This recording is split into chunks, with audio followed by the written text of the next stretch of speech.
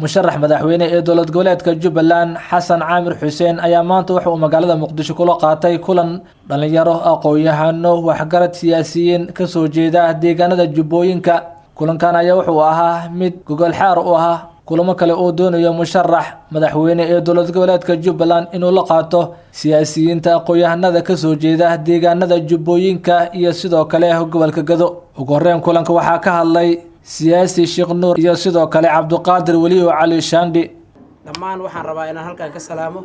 salaadiinta indheergaradka odayaalka iyo aqoon-yahaniinta da'da yar iyo kuwa dhaxaba oo maanta madashaan halkan aan ku fadhino oo halkan ku fadhiyaan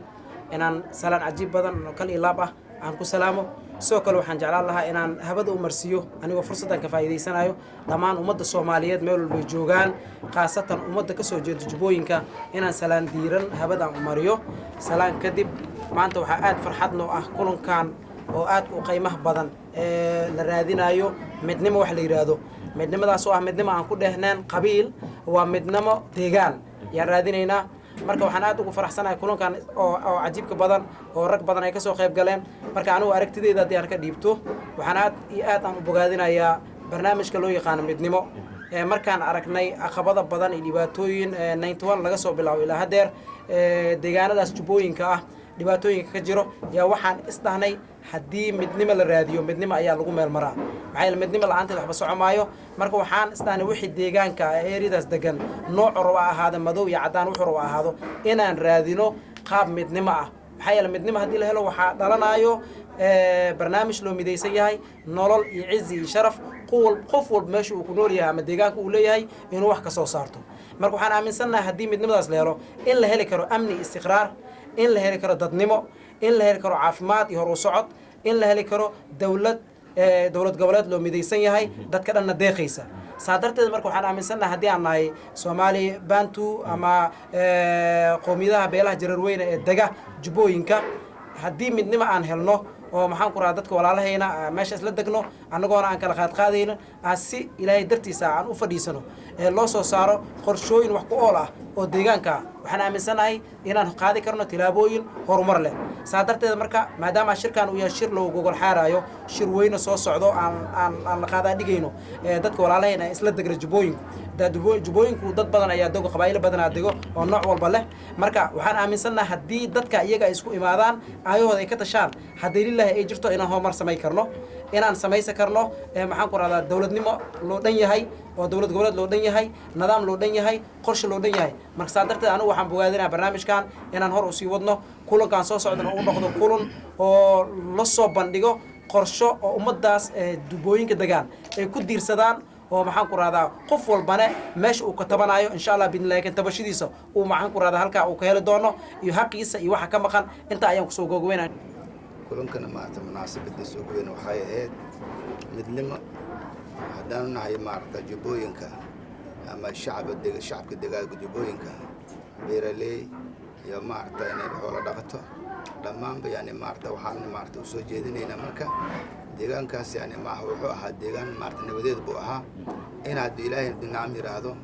intaan oo maarta oo wadanka deegaankaas oo maarta kuna sab sheegano inaan midowno inaan maarta mid noqono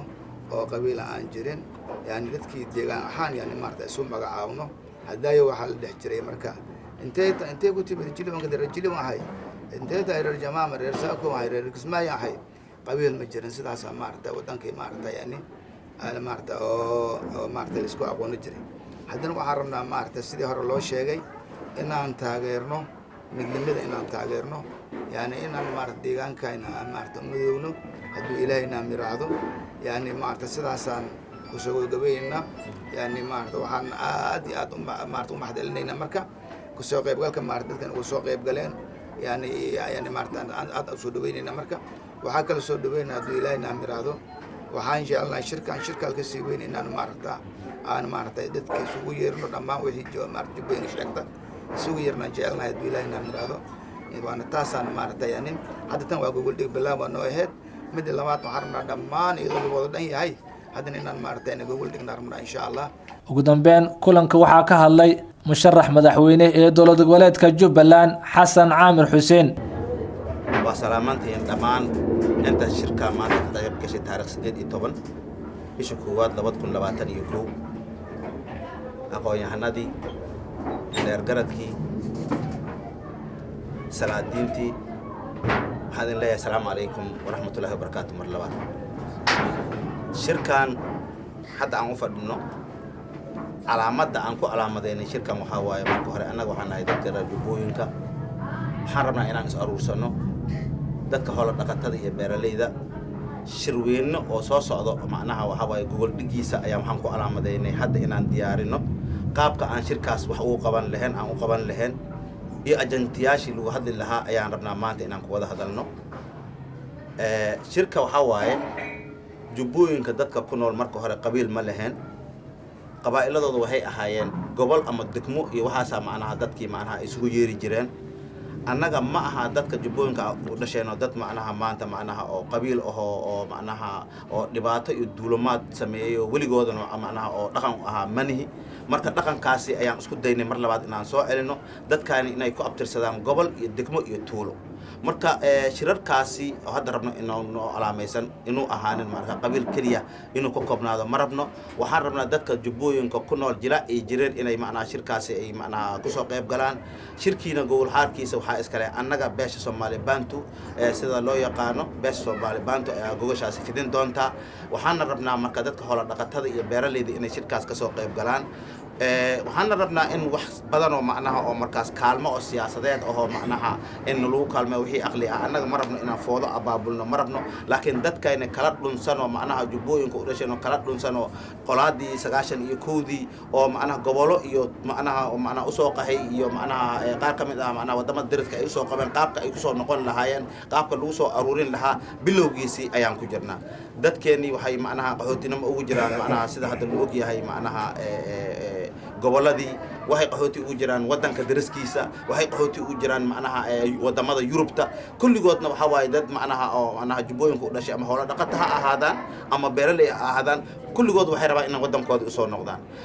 markaad macnaha aad aragtid macnaha qofka marka dibadaha aad ku kulantid oo u sheekaysidna waxa isku leeyahay wadanka Soomaaliya aan uma noqon karo sababta ee dagaal baa ka socda dadka waa la dilaa saas baa la yeelaa ayaa dadka la leeyahay marka fikradaas xun dadka magacooda lagu shubay ayaa maanta u fadhina in dadkii macnaha aan jirin waxyaalaha looga sheekay ay wadankooda u soo noqdaan marka waxa waay wadankeeni wadan nabad waaye wadankaani wadan hadda dawlad ka jirto waaye wadankeeni wuxuu u baahan yahay marka in macnaha lisga aan qabsado wadankeeni wuxuu u baahan yahay in dadka macnaha oo gobolada degan ama degmooyinka ama tuulada degan inay is arkaan oo macnaha oo alxamdulillah rabbil alamin wax badan inay ku midoobaan loo baahan yahay waaye anaga waxaan wadnaa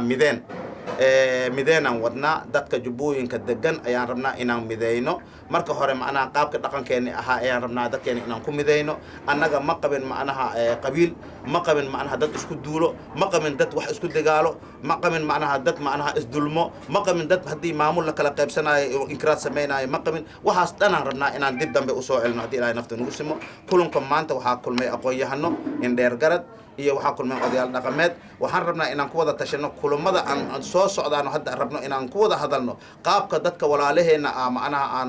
macnaha oo aan kulankaas invitooyinka aan ugu sameynay qaabka aan la hadli lahayn qofka bini'aadanka haddii macnaha waxa waaye aad ballamisid waxaa la rabaa wax nadiif ahoo markaa ku qanci karo inaad gogashiisa mana hortiisa dhigtid waxaa waaye marka intaan la gaarin ayaan rabnaa inaan sameyno qaabka aan dadkaas walaalaheeni aan kula kulmi lahayn ayaan inta ku diyaarinoynaa marka saasay wax u jiraan alxamdulilah rabbil caalamiin dad badanaa iga dambeeyo marka kulanka maanta wuxuu ku saabsan yahay kulamada soo socdaan oo dadka jubbooyinka aan ugu diyaarinay beeraleyda iyo hoola dhaqatada ayaan rabnaa marka inaan maanta macnaha wixii aan kula hadli lahayn wixii aan hortooda dhigi lahayn ayaan ku diyaarinoynaa marka mar labaad waxaan ku celinayaa annaga dad macnaha oo maanta qabiil ah ma ahayn annaga waxaan rabnaa inaan la dagaalano qabiilkii inaan la dagaalano annaga waxaan macnaha marka hore ahaan jirnay dad tuulo ku abtirsanaayo yaa tahay reer jilib yaa tahay reer baardheer yaa tahay reer afmadow yaa tahay reer badhaadhe yaa tahay reer kismaayo ayaan isdhihi jirnay marka qaabkaas ayaan u fadhinaa qaabka ay ku soo noqon lahayd si kastaba ha ahaatee musharax madaxweyne ee dowlad goboleedka Jubbaland waxa uu kulamo ka wadaa magaalada Muqdisho isagoona la qaadanaya dadka ka soo jeeda deegaanada jubbooyinka si wax looga qabto dhibaatooyinka xilligan ka jira deegaanada jubbooyinka